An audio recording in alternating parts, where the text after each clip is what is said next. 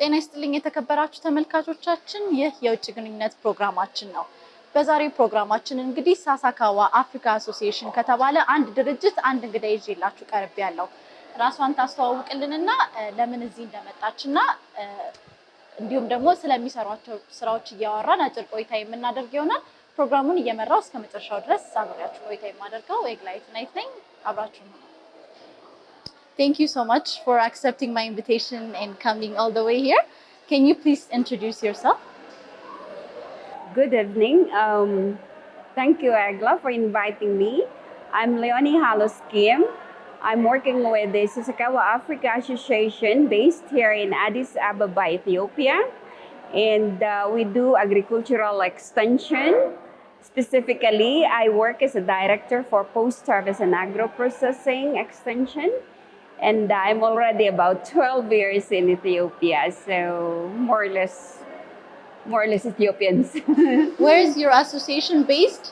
Our headquarters is in the Tokyo, Japan, but we have a regional office here as well as a country office. So you function all over Africa or just East Africa? Yes, we function all over Africa, but we have 4 focus countries for now. We work in Ethiopia, Nigeria, Mali, and also Uganda. So can you tell us briefly about some of the works that you do? I know we're going to come back on another program. We're going to do a whole exclusive on what you do because, you know, agriculture is a very big part of the Ethiopian, you know, industry. Yeah, it's a main income for Ethiopia as well. But can you briefly tell us what you do specifically here in Ethiopia? Yeah, the Sasaakawa Africa Association, in short SAA, is doing agricultural extension, and its main objective is to increase productivity and production of smallholder farmers. And in that aspect, we use the value chain extension approach, where we try to identify what farmers need, and then we develop with the farmers and our partners what interventions can improve what they are really actually doing for now. And then that will cover production improvement, post-harvest and agro-processing. And then we have development of enterprises. And recently we have focused on nutrition improvement, especially in the rural areas. So in Ethiopia, we do all of that. And we are very successful, especially some of the successes are in the production of maize, which grew 3 to 4 times than the traditional yield. And then we have also established women agro-processing enterprises. We have established the private service provision for machines, because machines are expensive and the smallholder farmers cannot buy them. So what we do is to encourage the youth to buy machine, and then they provide services to the smallholder farmers. So for now, the farmers doesn't need to go to the machine. The machine comes to them, so then they can process their crops easily and therefore reduce losses and improve the quality. And we are successful here in Ethiopia. Specific on that one is the threshing of teff. In Sheshemeni alone, we have over 300 units of the thresher already being adopted by the private service providers. And most of the Sheshemeni area, they thresh their teff using the thresher, mechanical thresher. And they get also this premium price for machine threshed teff. So that's one of the important aspect of the work we do here. Another one which I can be proud of that we have worked together with the Ministry of Agriculture here is the adoption of the agricultural mechanization. So then in 2012-2013, the establishment of the Directorate for Agricultural Mechanization was started. And now they are also doing this promotion of different machines like tractors and also like these agricultural processing machines like threshers, cleaners. So we are still working with them strongly because Sasakawa actually goes through the national program, adapt to itself with the program, and that's how we work. That's why we get good success, because it is the same in line also with the government programs. So that's in Ethiopia for now. We are also strengthening our e-extension platform. You know, the COVID had actually um, limited our movement so that we cannot go directly to the farmers to teach them. So what we are doing in Ethiopia as well as the other countries is to adapt e-learning platforms. So then we develop the facilities as well as teach our extension agents how to work with the farmers without necessarily coming directly in face to face with them, so that we can avoid the spread of the COVID. So in short, we actually do a whole lot of activities with the farmers and our partners so that they can improve their production and productivity. And we do that in all of the countries that we have. Is that effective? Because the availability of internet and amongst our farmers is very limited. Yes, but we have other platforms like the use of telephone, of mobile telephone, and also we have adapted this Digisoft in Ethiopia, and we have some projectors for some recorded training modules, for example. That one we bring to the field and we show them how things should be done. And then in addition, there is also some movement of farmers and extension agents, although very limited. They're the ones delivering some of these improved varieties, for example, of the crops, and also fertilizers and insecticides that they need. So we go through the extension system of the ministry, and we provide them with all this training. Sometimes we have limited movement, but we make sure that people get what they need in their farming. And for example, in the last 2 weeks, we have just conducted, we call a hybrid training and hybrid workshop. Yeah, some of us are online on the Zoom meeting, while we are also contributing directly to the discussions for people who are gathered in the room, but they are in small number so that they can observe the protocol of social distancing. So that's how we try to do it now. We try to innovate so that we can still continue to work with our farmers. Does the program or the company, does it function on specific regions of Ethiopia, or is it all over Ethiopia? For now, I think we are working in 9 regions. And Almost all. unfortunately, Tigray, we have a big project there at the moment, but Tigray, because of the situation, then we have to stop some of the activity because we can't even connect with our people there. I'm sorry, but we work in 9 regions, and we address their needs. Yeah, we don't have a specific package of technology. It depends on what the region needs. So sometimes some regions will be working only on maize, or maybe sometimes the region will be working in teff. So it depends on the crop that they plant and they grow. Then we develop the intervention. Okay. Yeah. As I've said earlier, I'm gonna come back to this on a whole other program. So I'm just gonna proceed to what we are here for. I know that you're the advisor for the Philippine community here in Ethiopia, and I did an exclusive program on Philippines and the community here. I've interviewed a whole lot of them. I even interviewed one of the first Philippines that arrived here in Ethiopia, and it was a very exciting time. We celebrated the Philippines Independence Day, I remember. So can you tell me, your role there in the Philippine community in Ethiopia? Yes, thank you. The Filipino community in Ethiopia, for now, we have more than 200 here at the moment. But the Filipino community was established some years ago, like 6-7 years, when I was here also. And I think I can proudly say I'm one of their founders. And eventually, maybe because of age, yeah, then I'm one also of the advisors of the Philippine community in Ethiopia. And the community was established mainly for the social and cultural aspects.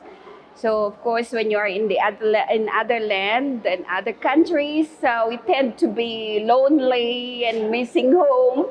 So when we communicate with each other, we discuss what about our families, our culture, then we can enjoy our stay better where we You are. celebrate holidays to celebrate together. holidays as well, and birthdays. So it's more of social and making sure that our morale is kept high.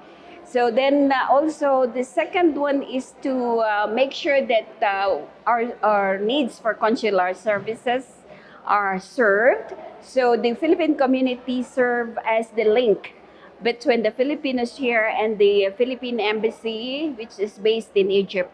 They are the one that covered Ethiopia. Yeah. So in terms of consular services, like passport renewal application and maybe visa applications, and also the authentication of documents, we go through the embassy in Egypt. Yeah, and this has been going on. And if there are some national events as well, such as this current one, which is observance of the stop violence against women, I think we are also involved in those kinds of activities through the FCE, the Philippine Embassy. The Philippine Embassy has given us the authority to also campaign for this kind of work. Okay, so in addition to that, the Filipino communities here also operate so that we can also link up with other Filipinos in other countries. Yeah, so the Philippine Embassy kind of coordinate all of us, because the Philippine Embassy in Egypt covers 5 countries. Yeah, it's Ethiopia, Eritrea, we have Egypt, Sudan, and what's the 5th one? And, Sudan? Yeah, Sudan, yeah. So they coordinate, they come here regularly for consular services, and we have meetings as needed. We can call them anytime if we have some issues, and they are very helpful to us. Yeah, so my involvement, unfortunately, with the FCE directly I will be going home soon for my retirement, but I hope that I will still be connecting with them even from my home, and I wish that they can continue this because it's always good to know your countrymen when you are especially in other countries. Last year when I did the program, I spoke to His Excellency the Ambassador, and I was told that the Philippines will have an embassy next year here in Ethiopia, because I know that you have an embassy in Kenya as well. So what's the plan? What's the status? Yeah, Okay. what's the status on that? I think that because of the activities we have here, and many Filipinos are already coming also because of the projects, Ethiopians have started to hire other country nationals for this many infrastructure development. Yeah, so there was a point when we were almost 1,000, and the need to really serve the needs of the Filipino community in Ethiopia has increased. So at that time, firstly, the Philippine Embassy and the Department of Foreign Affairs has approved the establishment of the consular office in Ethiopia, for which our honorary consul Tedros Shafarao has been appointed, but it's still waiting to be approved by the Ministry of Foreign Affairs here. But for the meantime, the Philippine government has assigned him to act as a consular officer here, and we coordinate with him very closely. Then last year, as you have spoken to our ambassador, His Excellency Sulpicio, yeah, uh, they, at the occasion of presentation of his credentials as ambassador to the Philippine Embassy in Egypt covering Ethiopia, then they have planned to have the embassy established also in Ethiopia. Firstly, because we are increasing in number and the need for consular services is increasing. Secondly, the seat of the Africa Union is here. And if all the countries are represented here, why not the Philippines? So the work has started from December last year to really have the establishment of the embassy here. We even have gone far to locating an office as well as canvassing for the different cars and others for the embassy. But then this COVID issue, this pandemic came and everything was at a hold. But recently I spoke to the ambassador and he said that it's still ongoing. It has been approved already by the Department of Foreign Affairs in the Philippines. I think that the funding has been allocated for this establishment and hoping and praying that this COVID will go soon so that we can continue with that establishment of the embassy. I really here. hope so. Yeah. Because and for the safety of all the people in the world, yeah, not only of the Philippines but Ethiopia, but this COVID has really brought something to us. True. Yeah, I really hope that we're gonna have an embassy next year. Yes. Here in Ethiopia. And I may come back. Yeah, definitely. This week we celebrated. You mentioned it earlier. We celebrated violence against women for the past 18 days.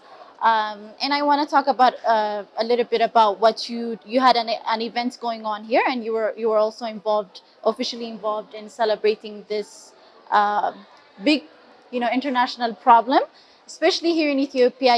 Women violence is such a very critical issue. How is it in Philippines? Oh yes.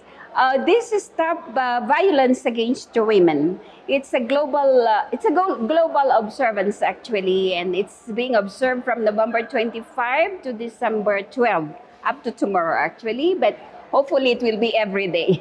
Stop Violence Against Women. Actually, the Department of Foreign Affairs in the Philippines, through its Women Department, they have a very strong program this year. The reason is because there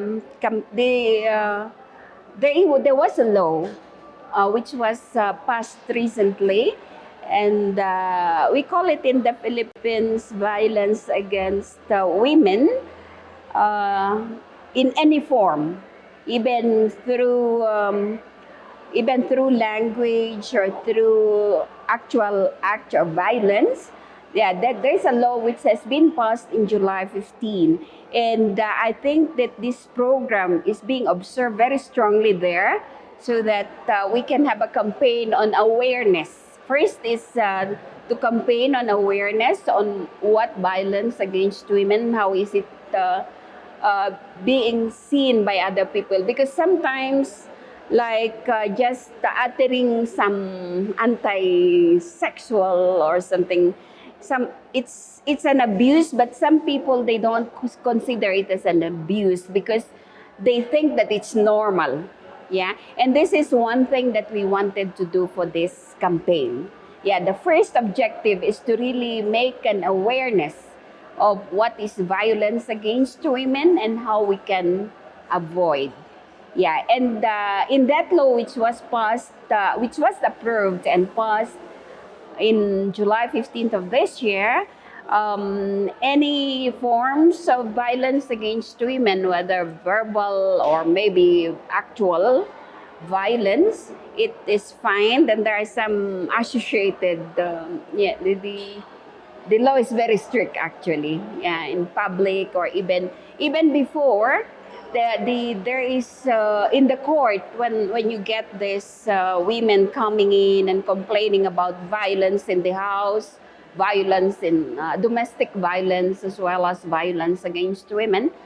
The government is very serious about it, and they have some they punish. There's some punishment, some fines, and yeah, they can go even into the jail, something like that. Yeah, so it's very very serious. So then this year they have this observance very very active, and the Philippine embassy it has actually participated, and they have asked also all the countries or with Filipinos, all the Filipinos to participate, and FCE, the Filipino community in Ethiopia, being very active also. They have sent us this one, and that's why we have started to, okay, even in my office, I said, let's observe this stop violence against women, and everybody was actually participating. And even our organization, yeah, what we do with the women, before we were training them on different agricultural activities, entrepreneurial activities, and initially we didn't get good support from the men, yeah. And I think this is one observation in Ethiopia. The women are looked at down in the society. I'm very sorry to say that, but it's not only in Ethiopia. But when we started training women and we see improvement, we still see some of the husbands, maybe, or the men, telling to the wives, do not go, do not participate, because they don't feel like it's their responsibility to do it. So then what we did is to involve the men, their husbands also, in the trainings, and there was a good improvement. The man is now supporting them very actively, and I think we'll go on to aware both men and women, and based on that one, I think this violence against women can be stopped or minimized, at least for the moment, by involving the society, not only women. Yeah, because if we talk to women at the moment, most of them are not yet that they don't have the capacity to bring out their voices or something. But if we talk with them and the men and their husbands together, they can discuss and we can expect a better result. I think this is one of the strategy that we want to continue, that we talk to the community, we talk to the family instead of just the women, until the women has the voice to really tell what they feel and to really tell what they experience and what their rights are. Violence against women, in my opinion and in our observation and in our work with the women in the field and even with our families, yeah, it can only be solved if we consult both men and women, the families and the communities. We can't do much if we talk only to the women who doesn't have the voice to tell what they experience and to tell what they need. Yeah, so we need to really educate them with their partners, with their husbands, and the whole community. Yeah, it's a community activity. It's a family activity. It's not only for women. It's awareness for the whole community that we are looking for. Then we can expect a better result. So I think this is one thing that I observe. We can only stop violence against women, stop violence against Yes. women. Yeah, if we talk to the family, if we talk to the community. Yeah, Yeah. and now the community is just beginning to understand and acknowledge women, to be as, as equal as men. We can see even in the past few years, women have been, ministers. 50% of the, Abby's cabinet is dominated with women. Our president, for the first time, is a woman. But, violence against women has not been addressed at all, because even the women can't even understand, don't even know when violence is being done against them. Especially, you talked about, laws being, drafted in order to combat verbal violence against women. And there's so many violence against women, not just, physical ones. And, the big problem here in Ethiopia is that women don't even know when violence is being, a problem in their lives. So I'm pretty sure, creating awareness amongst the women, their husbands, and the community as well can actually be beginning to, solving this problem. Because, there's laws that forbid women being, Harassed or harassed, something, but yeah. it's not being implemented. The implementation is so weak that this problem is not even, starting to end. Yes, because the problem is there are some laws or litigations that's coming up, but how they go to the people Yeah. who are affected, that implementation phase is still being desired. Yeah, it's a question. But at the moment, we can do something like talking to the people, to the rural people, for example, to the people on the street, what their rights are, what that women should not be, their rights should not be violated. Yeah, they have a place in the society, but they have to understand what it is and what their rights are, so that they can fight for it. Yeah, otherwise those laws may not be implemented at all. So what were the activities that you did for the Violence-Free Women's Community Day? Yeah, in our own community, because we work in different organizations here, we have encouraged them to talk also to their own spheres of influence or their workplace, and to campaign against the violence against women. And many of them had actually encourage their colleagues to even pose and take a photo, and I think that makes some impact, because people holding this banner calling for stop violence against women, I think, what is this orange thing? And so I think it's a beginning. It's a beginning of this awareness, and even with those little things, we are happy that we are contributing to this campaign. All right. Yeah. I'm very grateful that you're here. Thank you so much for taking your time. I'm pretty sure we're gonna meet again and do a whole program on Sasakawa Africa Association. Yes, you're welcome. And we're very happy that you have finished your mission here and you're Not going yet. back to your country. Still continuing. But definitely you're coming back, for sure. Thank you so much. Is there any last message that you want to get across? Oh yes. For the communities in Ethiopia, I think Ethiopia, actually, I stayed here for 12 years and I really enjoyed it. And this is a different experience in Africa. You have a different society, and I think to be able to live in Ethiopia for so long, I think it's something that I will cherish. And for the campaign on violence against women, I think that we should continue to empower our women, through awareness, and also giving them some opportunities to really increase their education about their rights, as well as giving them opportunities also to earn respect from their people in the community. So I think I wish that I can come back again soon. በጣም አመሰግናለሁ። እኛም እናመሰግናለን። Thank you. እሺ ክቡራን ተመልካቾቻችን ከእንግዳዬ ሊዮኒደስ ሃሎስኪም ጋር ያደረኩት ቆይታ ይህንን ይመስል ነበረ።